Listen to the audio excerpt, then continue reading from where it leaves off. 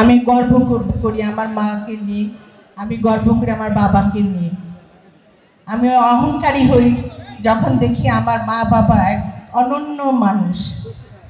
আমার বাবা মতন মানুষ আর এই পৃথিবীতে আসবে না। আমার সারা বাংলাদেশের মানুষ জানে আমার বাবা কি মানুষ ছিলেন। তার সততা, তার আদর্শ নিয়ে কখনো কেউ বিন্দুমাত্র প্রশ্ন করতে পারে নাই। আর আমার মা, সে একজন মহিষী নারী। সে সারাক্ষণ আমার বাবার পাশে থেকে তার সমস্ত, তার ব্যবসায়িক, তার রাজনৈতিক কর্মকাণ্ডে সহযোগিতা করেছে। পাশাপাশি আমাদের পড়ালেখা করার সমস্ত দায়িত্ব আমার মা নিয়েছিলেন। আমার মা, আমরা যতক্ষণ পর্যন্ত রাত জেগে পড়তাম আমার মা আমার পাশে বসে থাকতো। আমার মার একটাই ছিল, আমার মেয়েরা, যেটা আমার ছেলে সন্তান নাই, আমার মেয়েরাই ছেলের ভূমিকা পালন করবে। আমি সেই মার সন্তান হয়ে আপনাদের সামনে দাঁড়িয়েছি। বিকাশ পেমেন্টে 10,000 টাকার বেশি অফার, শপিং চলছে তো। আমার মা একজন সাধারণ মানুষ হিসাবে জীবনযাপন করেছে।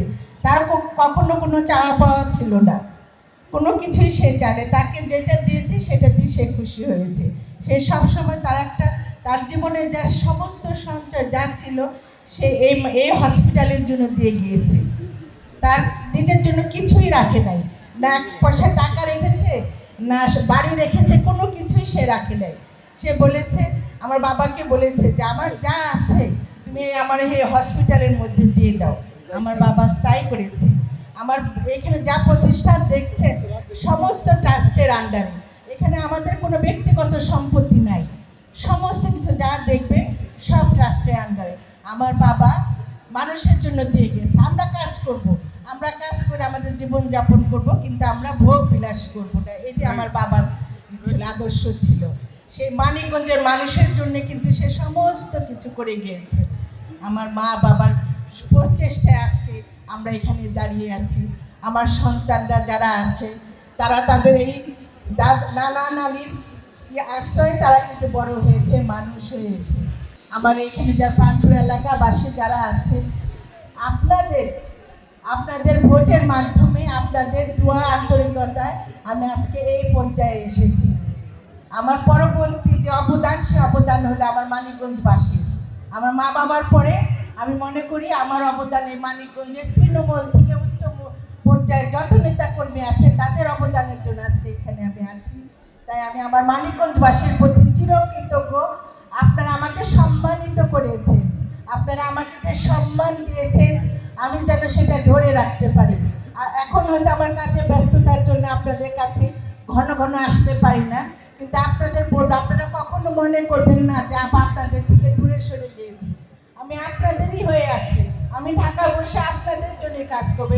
এখন তো আমাদের আন্দোলন সংগ্রামের কাজ না, এখন আমাদের কাজ জনগণের কাছে যে কমিটমেন্ট আমরা করেছি সেই কমিটমেন্টগুলি ফুলফিল করা। আমি ঢাকায় বসে আপনাদের জন্য সেই কাজগুলি করব।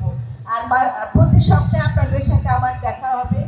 আপনাদের সাথে আমি আগামীতে আগেও যেভাবে ছিলাম, এখনো আছি, ভবিষ্যতে সেভাবে আপনাদের পাশে থেকে আপনাদের জন্য কাজ করব। আমার একটাই লক্ষ্য, আমার বাবা যে স্বপ্ন দেখেছিল মানিকগঞ্জ মানুষের জন্য, যে উন্নয়নের জেলা তৈরি করার স্বপ্ন দেখেছিলেন, মানিকগঞ্জের প্রত্যেকটা সন্তানকে শিক্ষিত করার স্বপ্ন দেখেছিলেন, আমি আজকে তার পক্ষ হয়ে আমি আপনাদের জন্য সে কাজ করে যাব। এই ওয়াদা আমি আপনাদের জন্য করে গেলাম। আপনারা কখনো আমাকে ভুল বুঝবেন না। অনেক সময় টেলিফোন ধরতেও সময় মতো টেলিফোনও ধরতে পারি না বা আপনাদের কাছে আসতে পারি না, কিন্তু আপনারা যখনই আপনাদের সমস্যা বলবে আমাকে ডাকবেন, সাথে সাথে আমাকে আপনাদের পাশে পাবে। এই ওয়াদা আমি করে গেলাম। সর্বশেষ আমি আপনাদের সকলের প্রতি চিরকৃতজ্ঞ এবং ধন্যবাদ জানাই যে আজকে আপনারা আমার মাকে সম্মান দেওয়ার জন্য এসেছেন, আমার মার দোয়ায় শরীক হয়েছেন। এটা পরম করুণা আল্লাহর কাছে আমি শুকরিয়া আদায় করছি। আপনাদের এই শ্রদ্ধা, এই ভালোবাসা যেন আমি আজীবন ধরে রাখতে পারি। আবারও সবাইকে ধন্যবাদ জানাচ্ছি। কষ্ট করে আপনারা এই রোজার মাসে দোয়া মাহফিলে অংশগ্রহণ করেছেন সবাইকে। আর যারা বিশেষ করে যারা আয়োজন করছে আমার নেতাগুলো, এখানে কিন্তু আমি সবাইকে আমার ধন্যবাদ কৃতজ্ঞতা জানিয়ে আমার বক্তব্য শেষ করছি। আবার আপনাদের সাথে দেখা হবে ইনশাল্লাহ।